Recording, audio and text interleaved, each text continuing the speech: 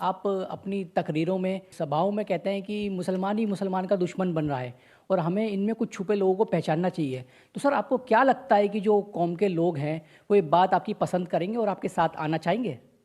Karbala के मैदान में इमाम हुसैन को शहीद करने वाले मुसलमान थे। करबला के मैदान में इमाम हुसैन के साथ नमाज साथ पढ़ते थे और नमाज पढ़ने के बाद तलवार उठाने वाले मुसलमान थे। करबला के मैदान में रसूलुल्लाह सल्लल्लाहु अलैहि वसल्लम की औलाद को शहीद करने वाले मुसलमान थे। टीपू सुल्तान को, सिराजुद्दौला को धोखा देने वाले मुसलमान थे। तो ये एक तारीख रही है मीर जाफ़र, मीर सादिक की, जो आज भी हैं। मैं ये बता रहा था आपको। जैसा हमने अभी देखा, आपको शायरी का कितना शौक है। आपकी तकबीरों में भी हम देखते हैं कि आप अपनी बात को शायरी के थ्रू लोगों तक पहुंचाना चाहते हैं। तो मैं चाहती हूं कि आप बताएं कि आज जो हमारे देश के हालात हैं उस पर आप क्या शायरी अर्ज करना चाहेंगे। इखलाक का जलता हुआ घर देख रहा हूं, देखा नहीं जाता मगर देख रहा हूं। सरदार साहब कुछ पूछना चाहते हैं? हाँ। पहले तो आपने हमारी तारीफ करी और आपकी भी तारीफ है कि हम सब उल्टे हाथ में घड़ी पहनते हैं और लोग कहते हैं कि मुसलमान उल्टे होते हैं, जबकि आपने सीधे हाथ में घड़ी पहनी है, तो उल्टे में तो हमने पहनी है। खैर, और दूसरी मैं बात उल्टा तो नहीं हो गया ना? नहीं, आप सीधे में पहने, हम उल्टे में पहने। और दूसरी बात सर, सब जैसे कहते हैं कि आरएसएस, बीजेपी, आपने भी कहा कि ये सब अखंड भारत की, हिंदुत्व की बहुत ज़्यादा उसके आज उसमें है, तो वो अखंड भारत के फेवर में हैं। तो आज 17% हमारे मुस्लिम भाई हैं यहाँ पे, तो अखंड भारत वो चाहते हैं, तो आप भी क्या चाहते हैं? मैं तो चाहूंगा कि हमारा भी पंजाब वहाँ से आ जाए, अखंड भारत बने, हमारे मुस्लिम भाई भी वहाँ से आ जाए। भाई साहब, तो हमारे मुस्लिम भाई वहाँ से आएंगे तो आपके ही सपोर्टर बढ़ेंगे, वैसे ही आपका नारा और बढ़ेगा, आपका नाम और बढ़ेगा। देखा आपने, अखंड भारत के लिए मैं तैयार हूँ। पूरा बांग्लादेश ले लीजिए आप, पूरा पाकिस्तान ले लीजिए, आधा अफगानिस्तान ले लीजिए, आधा बर्मा ले लीजिए, थोड़ा भूटान ले लीजिए, पूरा नेपाल ले लीजिए, मगर सबसे पहले मोदी जी को चाहिए कि पहले पीओके ले लीजिए। आप चीन को भगाइए। पूरा पाकिस्तान ही आ जाएगा तो छोटा पीओके तो महर में ही आ जाएगा। पूरा पाकिस्तान आ जाएगा तो पीओके तो महर में ही आ जाएगा। ले लीजिए ना, कौन रोक रहा है भाई? आप भी सपोर्ट करिए ना सर। अरे मैं सपोर्ट कर रहा हूँ, तो मांग रहे हैं, आप भी लिख के दूं क्या मैं? बोलिए आप। जी क्या बोले? चलिए, एक ऐसा नोट है जिस पर मैं एक ब्रेक ले सकते हैं और ब्रेक के बाद आपकी अदालत में इल्जाम और सवाल। आपकी एक तकरीर मेरे पास है हाल ही में। आपने कहा नौजवानों से, नौजवानों मस्जिदों को आबाद रखो, कहीं ऐसा ना हो कि मस्जिदें हमसे छीन ली जाएं। जी बिल्कुल सही है। कौन छीन रहा है मस्जिदें? बीजेपी, आरएसएस छीनना चाह रही है। ऐसी ताकतें हैं जो छीनना चाह रही हैं। बिल्कुल कौन सी मस्जिद छीनी? अब आप देख लीजिए, दिल्ली की 600 साल पुरानी मस्जिद को आपने शहीद कर दिया। सुनेरी बाग की मस्जिद को आप निकाल देना चाहते हैं। और सुनेरी बाग की मस्जिद में कभी आपने सुना कि अगर कोई प्राइम मिनिस्टर या होम मिनिस्टर अगर मंदिर के सामने से जा रहा है तो मंदिर में पूजा रोक दी जाती? कभी सुना आपने? सुनेरी बाग की मस्जिद में जब कभी प्राइम मिनिस्टर का काफिला जाता है, मूवमेंट, जिसको मूवमेंट बोलते, नमाज नहीं होती उस वक्त में सुनेरी बाग में? क्यों नहीं होती भाई? आप पूछ लीजिए, मेरी बात का यकीन मत करिए, आप जाइए वहां के इमाम साहब से, लोगों से पूछ लीजिए। देखिए, किसको बिल्डिंग को गिराना है, नहीं गिराना, ये तो कोर्ट के फैसले होते हैं। नहीं, आपने नोटिस, सरकार ने सुप्रीम कोर्ट का फैसला देखा। चेन्नई में सरकारी जमीन पर अवैध दरअसल बताने के लिए, जो रिलीजियस प्लेसेस हटाने के लिए ऑर्डर दिया है। चेन्नई में कोयम्बेडू मस्जिद है, उसके केस में सुप्रीम कोर्ट ने ऑर्डर दिया है कि ऐसे सभी जो धर्म स्थल हैं, चाहे वो चर्च हो, चाहे वो मस्जिद हो, चाहे वो मंदिर हो, उन सबको हटाना चाहिए। सर, कोर्ट के ऑर्डर की हम बात नहीं कर रहे हैं, हम गवर्नमेंट के एडमिनिस्ट्रेटिव ऑर्डर की बुनियाद पर, जिसको कोर्ट ने नहीं कहा था, आपने उस 600 साल पुरानी मस्जिद को और खबरस्तान को आपने शहीद कर दिया। और ऐसा कोई दिन नहीं जाता जहां पर बीजेपी, आरएसएस की तरफ से बोला नहीं जाता कि हम भारत में ऐसे इतने हजारों मसाजिद हैं, उसको हम लेकर रहेंगे। खुला कहते हैं वो लोग। तो आप भी तो खुला कहते हैं, पार्लियामेंट में बाबरी मस्जिद जिंदाबाद। हाँ बिल्कुल, मैं अभी कह दूंगा जिंदाबाद बाबरी मस्जिद। गुनाह क्या है सर? फ्रीडम ऑफ एक्सप्रेशन है मेरा ये। अगर मैं भारत की पार्लियामेंट में नहीं कहूंगा तो कहां कहूंगा? मोदी जी जिंदाबाद बोल सकते तो बाबरी मस्जिद जिंदाबाद बोले, क्या गुनाह है? कोई गुनाह तो नहीं किया। मैं कह रहा हूं कि इस्लामिक धर्म के लिहाज से जिस जगह मस्जिद बन जाती है, वो जब तक दुनिया अल्लाह कायम रहेगा मस्जिद ही रहेगी। आप उसको तोड़ दें या कुछ करें, तो मैंने कहा वो मस्जिद है, मस्जिद रहेगी। इसमें प्रोवोकेशन कहां है?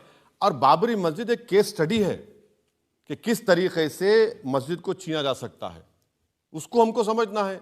हमने एक मस्जिद को खोया है इन तमाम पॉलिटिकल पार्टीज के बातों में आकर।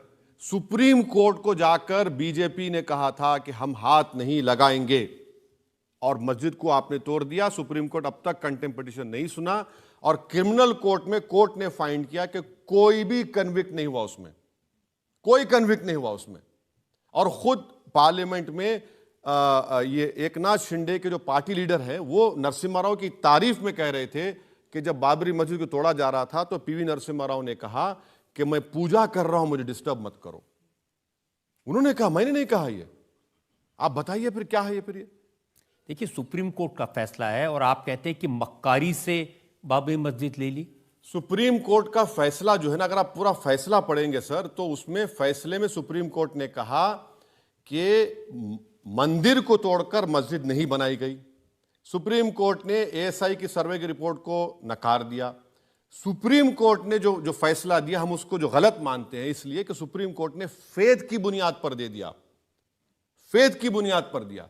अब अगर फेथ की बुनियाद पर आप दे देंगे तो फिर उसका कोई रोक टोक ही नहीं है। अब वैसे साहब हो गया ना, अरे फैसला हो गया, वहां पर इतना भव्य राम मंदिर बन गया, लाखों लोग वहां जा रहे हैं, अब छोड़िए उसको, कहां उसमें। यही बात आप उन यहूदियों से कहिए जिसको हिटलर ने 60 लाख यहूदियों को गैस के चेंबर में डालकर मार दिया था।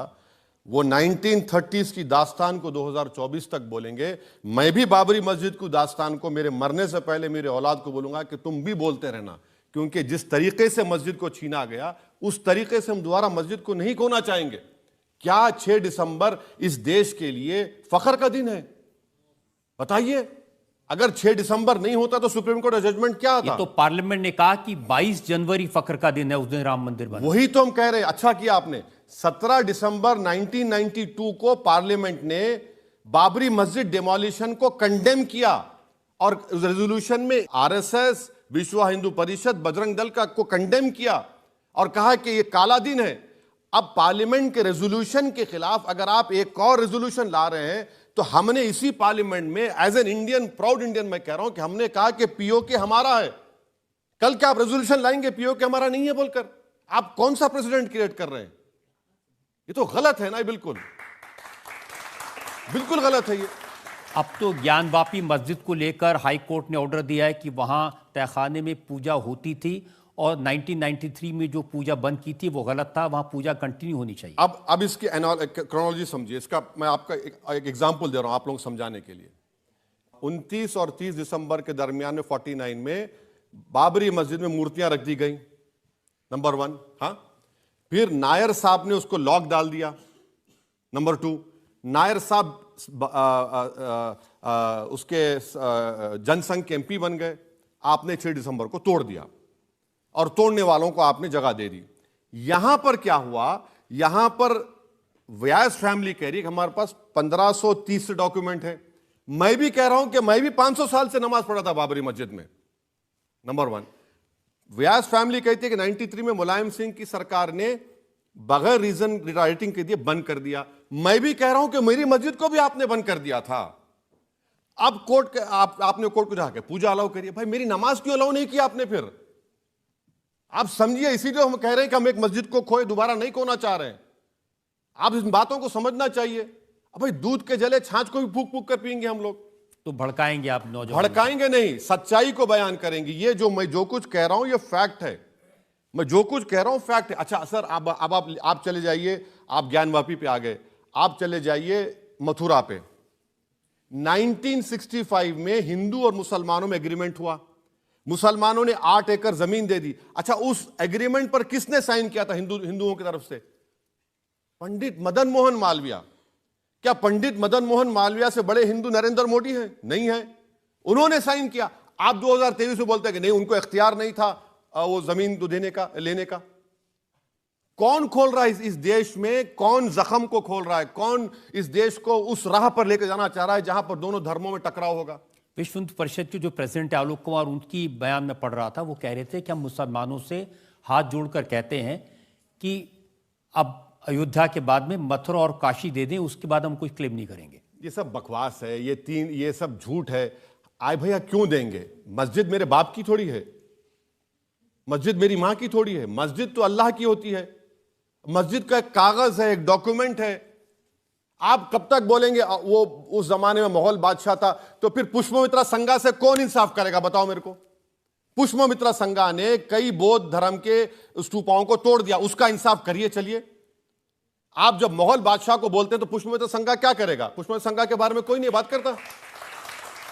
भाई देश जिस जमाने में पुष्पमित्रा संगा थे, जिस जमाने में मुगल थे, क्या संविधान था? राजा रजवाड़ों में राइट टू इक्वालिटी थी? नहीं थी। हमारे पास एक रिटर्न कॉन्स्टिट्यूशन है और उस कॉन्स्टिट्यूशन के लिहाज से हमको काम करना पड़ेगा। पंडित मदन मोहन मालवीय ने साइन किया उस एग्रीमेंट पर, आज आप बोलते हैं हम नहीं मानेंगे उसको। देखिए, इसीलिए तो उनको मौका मिलता है कहने का। आप कहते हैं बाबरी मस्जिद जिंदाबाद, वो कहते हैं ये बाबर की औलाद। नहीं, मैं देखिए यही तो मैं बता रहा हूं, मैं चाहता हूं कि मेरा डीएनए करा लीजिए, नरेंद्र मोदी जी का भी करा लीजिए, आरएसएस के लोगों का करा लीजिए, कौन आर्यन है और कौन इस देश का है मालूम हो जाएगा आपको। भाई मैं बाबर का स्पोक्स पर्सन थोड़ी हूं, तो क्या फिर नरेंद्र मोदी और बीजेपी नाथूराम गोडसे के स्पोक्स पर्सन है? अगर मैं बाबर का स्पोक्स पर्सन तो आप बन जाइए उनके स्पोक्स पर्सन, आप नाथूराम गोडसे के स्पोक्स पर्सन बन जाइए। आखिर मेरा क्या ताल्लुक बाबर से, मेरा क्या ताल्लुक औरंगजेब से, मेरा क्या ताल्लुक जिना से? भाई क्या ताल्लुक? अगर ताल्लुक नहीं है तो आपके भाई अकबरुद्दीन साहब औरंगजेब की मजार पर गए, वहां चादर चढ़ाई, फूल चढ़ाए। देखिए, ताल्लुक नहीं है सुनिए, औरंगजेब से। जब आप, सर मैं आपको बोल रहा हूं कि आप इंटरनेट खोलिए, वहां पर एक अल्लाह के वली की मजार है, शायद बुरहानुद्दीन गरीब या जरजरी बख्श रहमतुल्लाह अलैह गए, वहां पर गए तो आपके रास्ते में खबर आती, उन्होंने सिर्फ फातिहा पढ़ी और चले गए।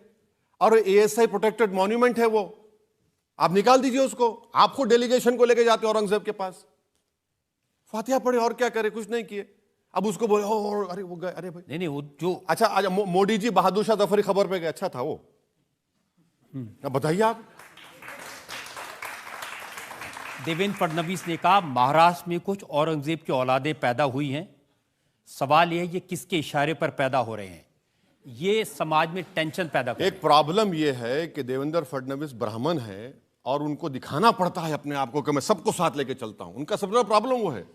और उनको लगता है कि पोस्ट मोदी वो प्राइम मिनिस्टर बन जाएंगे, तो उनको ये लैंग्वेज इस्तेमाल करना पड़ता है। और बार बार देखते शिवाजी के बारे में, अरे भाई शिवाजी जब आगरा की फोर्ट से भागे थे, मुसलमान के साथ भागे थे। शिवाजी के जो तोप का जो जनरल था मुसलमान था, शिवाजी के पास मुसलमान थे। लेकिन शिवाजी ने जिसका पेट फाड़ा था वो भी मुसलमान था। बिल्कुल सही है, बिल्कुल सही है, बिल्कुल सही करे। मगर रजत जी एक अभी थाली मार लिए, सुनिए। जब शिवाजी अफजल खां को खंजर घोंप रहे थे तो शिवाजी के पीछे तलवार लेकर कौन खड़ा था? मुसलमान खड़ा था। ये बात नहीं बोलते आपको। अगर आप ऐसा सेलेक्टिवली बोलेंगे, सर मैं भी थोड़ा थोड़ा हिस्ट्री पढ़ा हूं, तो शिवाजी के पीछे खड़े वाला मुसलमान था। अच्छा, और शिवाजी ने क्या किया? अफजल खां को मारने के बाद कहा कि इस्लामिक धर्म के लिहाज से इसकी खबर बनाओ। ये शिवाजी का बड़ापन था। तो इसीलिए तो और यहां पर क्या कर रहे हैं? यहां बड़ापन देखिए, खबरों को मिटा दिया जा रहा है, ये बड़ापन है। इसीलिए तो कह रहे हैं कि जैसे शिवाजी के पीछे मुसलमान खड़ा था, मोदी के पीछे वैसे ही खड़ा हो जाए। ऐसा सब झगड़ा खत्म हो जाएगा। मैं देखिए, एक बात सुनिए, समंदर के दो किनारे कभी एक नहीं हो सकते। समंदर के दो किनारे कभी एक नहीं हो सकते। मैं किसी के पीछे खड़े होने के लिए पैदा नहीं हुआ। मेरा देश का प्रधानमंत्री देश की जनता के साथ खड़ा रहे और उस जनता के साथ जो सबसे पिछड़े हैं, डेटा के लिहाज से उनकी बारे में बात करें, उनसे नफरत ना करें, उनको अपना समझें। मैं वही चाहता हूं मेरे प्रधानमंत्री से, और कुछ नहीं। फाइनल राउंड में हम एक दो सवाल ले सकते हैं अभी। ओवैसी जी, मेरा सवाल आपसे ये है कि आप अक्सर कहते हैं कि हिजाब वाली लड़की को देश की प्रधानमंत्री के रूप में आप देखना चाहते हैं, तो आप ऐसा ही क्यों चाहते हैं? ये जो बताया जा रहा है कि भाई हिजाब पहन लिए तो दिमाग पर कवर हो गया, नहीं, दिमाग पर कवर नहीं है। जो लोग ये समझते हैं कि हिजाब पहनने वाली लड़कियां बड़ी बैकवर्ड हैं, ऑप्रेस्ड हैं, उनका दिमाग खराब है। अगर ऐसा होता तो यमन की एक मुस्लिम महिला हिजाब पहने, उसको नोबेल प्राइज दिया गया। उसको नोबेल प्राइज दिया गया। तो ऐसा कुछ नहीं है। मैं देखिए, हम तो चाह रहे हैं कि जो सबसे कमजोर है मुस्लिम लड़कियां उठें। और अगर आप कभी हमारे शहर को आएंगे, आप देखेंगे कि बुलेट मोटरसाइकिल हिजाब पहनकर, हेलमेट पहन के चलाते हैं लोग, बुरखा पहन के चलाते हैं। मुझे भी ताज्जुब हुआ कब देखकर, बोला बुलेट चला रहे हैं। बोले क्यों, तुमको तकलीफ हो रही क्या? मुझे जवाब मिला, मुझे बोला नहीं नहीं, बहुत खुशी हुई मुझे। सीधे योगी आदित्यनाथ कह रहे थे कि जिन लड़कियों को हिजाब पहनाकर आप कैद करना चाहते हैं उन्हें हम लिबरेट करना चाहते हैं। ना ना ना, कैद नहीं है। देखिए, कोई कैद नहीं है। अच्छा, बीजेपी की कोई मुस्लिम मीटिंग होती है ना, आप 200-300 बुरखा पहने लाके बिठाते हैं। वो क्या है? वो क्यों बिठाते हैं आप उनको? ये दिखाने के लिए, देखो हमारे साथ। अच्छा, वो जो लाके बिठाते हैं, वो देश को दिखाने का नहीं है, वो दिखाना है गल्फ के बादशाहों को। हमारे साथ मोदी मुसलमान है, अमेरिका को दिखाने के लिए। अरे भाई, अगर आप मुसलमानों से इतनी मोहब्बत है तो इनको एमपी बनाइए ना, एक टिकट दीजिए, एक एमपी बनाइए, मिनिस्टर बनाइए। आप वो नहीं करते। वो कह रहे थे हम लड़कियों को इज्जत देते हैं, हम लड़कियों को लिबरेट करना चाहते हैं, उनको बड़ा बनाना चाहते हैं, वो फौज में जाएं, वो डॉक्टर बने, इंजीनियरिंग बने। आप जब गोली मार रहे हैं, आप जब बुलडोजर इस्तेमाल कर रहे हैं, आप महिला के नाम पे घर इलाहाबाद का, पति को नोटिस देके घर तोड़ देते हैं, तो आपकी कौन सी बातों पर हम यकीन करेंगे? सितमगर तुझसे उम्मीद वफा होगी जिन्हें होगी, हमें तो देखना यह है कि तू जालिम कहां तक है। वैसे साहब, हमने आपसे हर तरह के सवाल पूछे और जैसे आपका स्वभाव है, आपकी फितरत है, आपने बेबाकी से जवाब दिए, किसी चीज़ को टालने की कोशिश नहीं की। एक ब्रेक के रुकेंगे और ब्रेक के बाद सुनेंगे आपकी अदालत में आज की जज कुमकुम चड्ढा का फैसला आज के मुकदमे पर। वक्त है आपकी अदालत में आज की जज हिंदुस्तान टाइम्स की सीनियर जर्नलिस्ट कुमकुम चड्ढा के फैसले का। ओवैसी जी अपनी कौम की एक बुलंद आवाज़ है और जब वो बोलते हैं तो सब सुनते हैं। Everyone listens when Owaisi ji speaks. उनकी बातें दिलचस्प हैं और उनकी बातों में अग्रेशन और एक फायरी एलिमेंट है और ये उनकी पर्सनालिटी है। तो अग्रेशन को उनसे अलग नहीं किया जा सकता। It is like segregating fire from would और taking away the trees from the forest, so to speak. Rajat Sharma is razor sharp. He's of course a colleague and बेबाक है और बुलंद है। इसलिए आज का जो तकरार थी या जो ये मुकाबला था, एक लेवल प्लेइंग फील्ड पे था and it was at the same level. So फैसला करना थोड़ा मुश्किल है, बट ओवैसी जी ने हर चीज़ का, हर प्रश्न का मुंह तोड़ जवाब दिया है।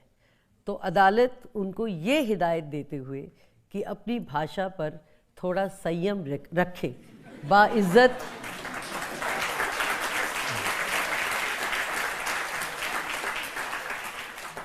बाइज्जत बरी करती है।